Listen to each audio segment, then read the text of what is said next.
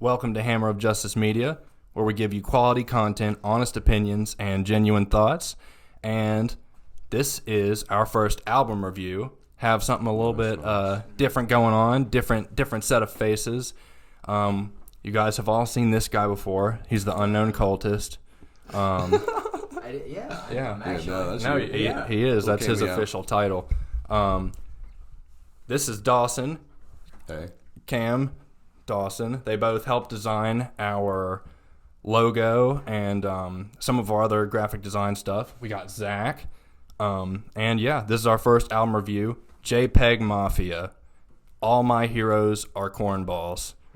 So JPEGMAFIA, he's been on the scene for a few years now. He kind of got busted onto the scene with his Veteran album, which came out 2018. Before that, he had Black Ben Carson, which I enjoyed both those projects a lot. He's a more experimental, industrial hip-hop artist, I guess you'd say. Rapper, singer, producer, songwriter. He does it all. He produces all of his own stuff. Also is very polarizing due to his kind of unorthodox and at times abrasive sound. I dig this guy a lot. I was looking forward to this album a lot. I love the singles. Yeah. Jesus Forgive Me, I'm a Thought. Great song. Great song. Also another great title. Dawson, what did you think about this album? I really enjoyed it. Honestly, this was my first Peggy album. I haven't really listened to him too much. My introduction to him was really on a Colors show when he did Thug Tears. Yeah, Thug Tears. And then I checked out the album version, and I actually wasn't a huge fan, so I didn't really go back to that album that much. So coming into the album, didn't really know what to expect, but I liked it a lot. I thought it was really good. The production was incredibly solid. It kind of like blew me away. The transitions from his abrasive style to his more like smooth beats, and also his transitions from rapping to singing really caught me off guard. I don't know his discography that well, but I don't really think he sings that much. I wasn't expecting as much singing on this album as I actually got. And normally I'm not huge on I like when rappers sing. I think if they can sing well. I have never been super big on auto-tune though. I think it can be used right. I was really impressed with the way he used auto-tune on this album. It was really nice. There were a few tracks, which I'll mention here in a second, that I wasn't so big the way they used it on, but I also really love this album. I actually like this better than Veteran, and he goes for a much more melodic tone on this one, which isn't really what I like. I love the songs from Veteran where the production is very abrasive, where he gets very aggressive and it sounds choppy. And you definitely do get that on this album. But I think the way he jumps between melodic, like you said, melodic, abrasive, yelling, singing, I think he does it really well. It's very smooth. It doesn't feel unnatural. I mean, it like kind of catches your ear off guard, but yeah. I really liked the way he did that. So this is also my first Peggy album.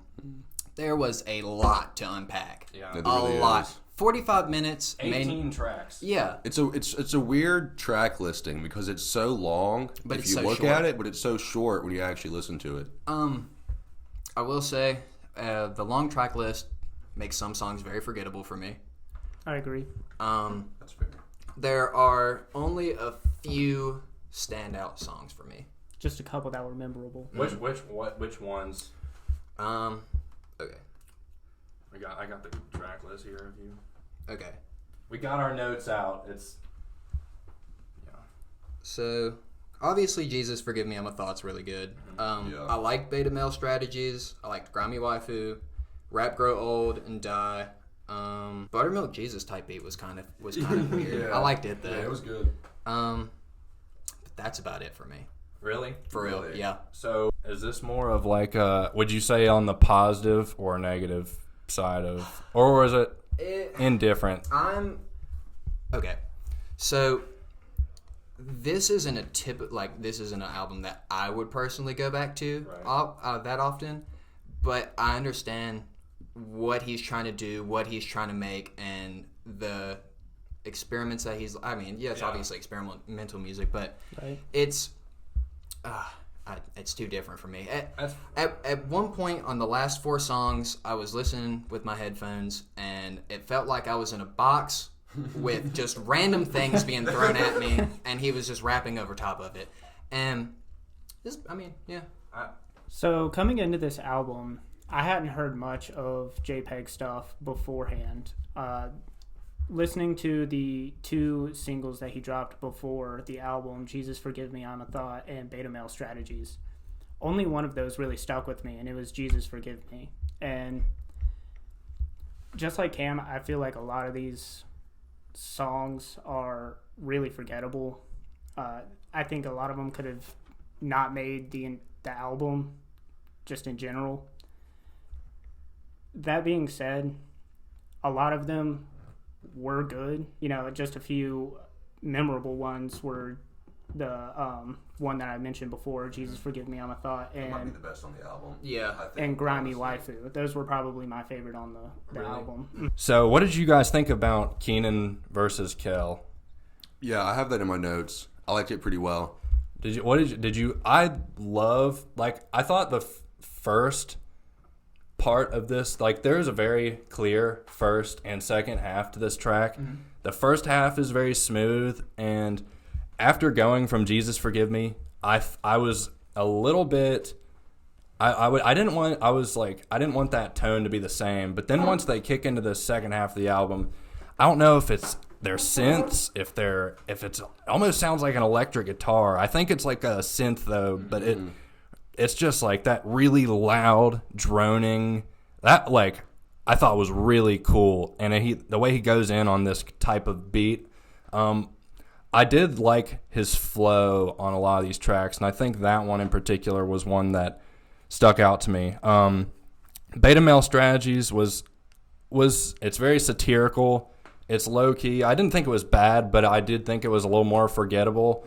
Yeah. And don't get me wrong, there are a lot of cuts on here that feel forgettable, but some of those cuts are like anywhere from 50 seconds long to like barely 2 minutes and change. So it didn't really, like, none of the tracks like made me, not want to listen to the rest of it. Like, they're all at least interesting. A lot of the tracks, I feel like, especially the more production heavy tracks, are more of, I don't want to say filler and like intentional filler, but I think they're just there for the like the sound and the sonic aspect of the album, not so much the lyrics. I agree. I will say the song PTSD is probably my favorite on. That one was really good, actually. Yeah. And there are a lot of, like, the lyrics. He is his album title Veteran. He was in the military, and I think the way that he's not a very introspective rapper, and on PTSD I really liked he kind of showed a more vulnerable side. I really like this beat, and the way he flows over it sounds very, like,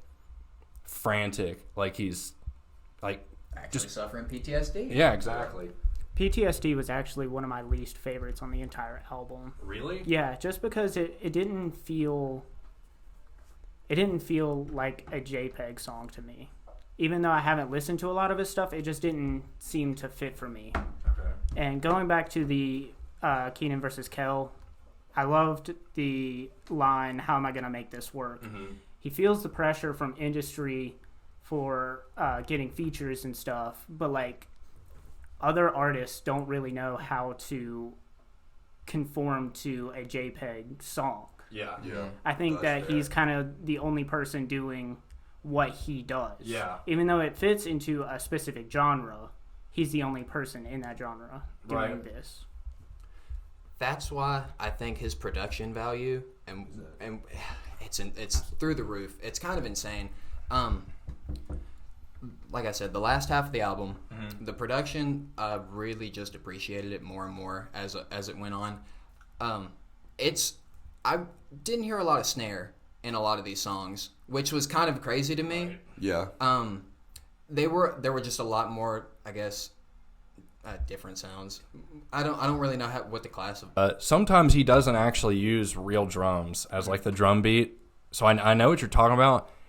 And to me, like, if the drums are mixed too low, or they're not prominent enough, or they don't really sound like real drums, it does take away a little bit. But I didn't think like the lack of snares or the lack of like super coherent rhythm was a problem for me, because it's so loud and like boisterous that it's still like kept me laser focused in on the production and what he was doing. And it like, to me, there are, like we were saying, there are tracks that are forgettable, but I don't think any point on this album is boring exactly, if that makes sense. That's fair.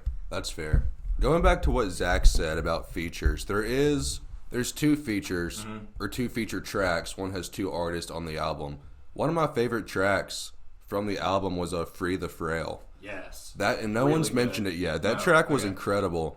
And I had to write down her name. It's Helena Deland. She like killed it. And like the outro to the song with her vocals, it's just gorgeous. And Peggy spends a lot of that song singing as opposed to doing some abrasive style rapping or just rapping in general. And he really, I think as far as his vocals go, it's a highlight of the album. Absolutely. Just because he holds his own with this kind of soulful and singing. His hook, I really love the hook. It was super jazzy, super soulful. It definitely gets stuck in my head. I actually found myself like humming it a lot. So I would say Free the Frail is definitely one of my favorites. BBW I thought was really good, which well, you know what's funny is that song you'd think stands for Big Beautiful Women. That's not what it actually stands for in the context of this album. It stands for Black Brian Wilson, who is the lead singer of the Beach Boys. And I don't really know there are a lot of like parts where I don't understand the context of the titles, but it's just kind of his way at poking fun and like satirizing, I think, how we kind of approach albums, because this album is very formless. There's not a ton of structure. I mean, well, the name of the album is All My Heroes Are Cornballs. I mean, it's obviously a joke, and not a joke, but it doesn't take itself too seriously when it comes to formality and everything. Absolutely. And hold on one second. Free the Frail, yes, definitely one of my favorites. And Dot's freestyle, good bars. That's great beat. That might be that one, or Jesus Forgive Me is my favorite track on the album. Facts. Like the bars and the lyrics on Dot's freestyle remix are really Buttermilk Jesus type beat was, I like the instrumental, but the best part of that song for me was the title. I don't know what like that Buttermilk Jesus type beat, and I do like the type beat because he kind of pokes fun at like how you group together certain rappers. And the last track, I think it's called Poppy. Poppy, I Miss You. Poppy, I Missed You. Yeah. I thought that one was also really good. And those were definitely my favorite tracks on there. Yeah. So talking about the song Grimy Waifu, like Julia said, he has a background in the military, and they told him when he received his gun that this is your gun, you hold it and you sleep with it. So the whole entire song is just talking about the comparison from Grimy Waifu to his gun. And the song itself feels Japanese oriented, which is really fitting in my eyes. I'm pretty sure he says, like, in one of the next 2 tracks, he's like, Grimy Waifu you or something like that. All right, before we get into the closing segment of this review, we are doing the scoring on this a little bit different than we do our movie reviews. We are actually going on a numerical scale out of 10, and we are allowing decimals down to the 10th so we can get as like specific as we want. Yes. So we have it down. Name of the freaking game. Go for it, Dawson. What'd you give your overall thoughts? All My Heroes Are Cornballs, JPEGMAFIA. I thought it was really good. Honestly, it wasn't what I expected. As far as, going hard, it really doesn't that often. For the most part, it keeps a really nice, smooth, soulful beat, and like he does do JPEGMAFIA things, of course, but for the most part, it's not what I expected. I really liked it a lot. The first time I heard it, I thought it may be album of the year contender for me. I've kind of slowed down a little bit after listening to it more. I'm still going to give it a solid like 8.7, 8.8. It's high up there. Yeah. And I think the more time I spend with it, just not having to review it in the months to come, it could go a little bit higher just as I understand it more and listen to it more. I immediately love this album, and I did like Veteran. Yeah, he was going to. Well, I liked Veteran because of how abrasive and how off the wall, and like how sometimes it literally feels like he's like trying to like rip my eardrums apart, but in a good way. It was like it's so interesting to me. This album is very different from Veteran. It's also very different from Black Ben Carson, but I think this is my favorite Peggy project so far. Yeah, great song title. And I'm feeling like a 9.0 even on this one. I think, and I do think with the time to come, I do think this album's going to get better and better for me. There are just so many really, I don't know, just really catchy, really interesting moments on this album. And there are a lot of lyrics on here that I'd really like to dissect more. And yeah, so far, I think there has been kind of a lack in albums this year that I really like could say, like, this is an amazing album. I think there have definitely been a lot of good albums this year. A Quiet Farewell, 2016 to 2018, also a very left field release, was my favorite, but I do think this one has probably taken the number one spot for album of the year for me so far, honestly. Maybe that will change, but yeah, I really dug this album. I am not a huge fan of this album, maybe like Dawson and Jay.